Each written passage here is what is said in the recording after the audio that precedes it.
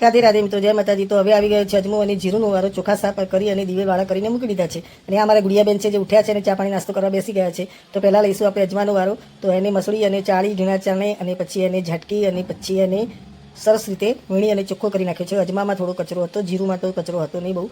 તો આપણે જે કામ હાથમાં લઈએ છીએ એને પૂરું કરીને જ રાખીએ છીએ। આ પણ 15 દિવસથી લાવીને પડ્યું હતું, પણ આજે કામ કરું કાલે કામ કરું એમ કરીને રહી જતું હતું। તો આ બધું હું વીણવા બેસી ગઈ છું। વીણી અને ચોખ્ખું થઈ જાય પછી એને કાચની બોટલમાં ભરી દઈશ। હજી તો તલ પણ પડ્યા છે, તલે પાછા હવે કદાચ સાંજે અથવા કાલે કરી દઈશ।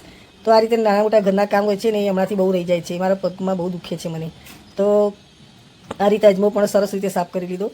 તો શું આપણે કસકમાં નાખીએ ને તો કાંકરી કે એવું આવે નહીં। અને અમારા ઢેંગલી બેન ચા પાણી કરી રહ્યા હતા શાંતિથી અને જોઈ રહ્યા છે કે મમ્મી શું કરે છે। એ આમ તો બેસી જાય પણ એમને ખબર છે કે હમણાં પડશે એક ઝાપટ એટલે દૂર રહે। તો આનું હવે અજમાનું કામ પતવા આવ્યું છે, હજી વીણાય છે થોડું। તો અજમામાં ઝીણો હોય છે એટલે બહુ વાર લાગે છે અને મને ચશ્મા વગર તો બિલકુલ ના દેખાય।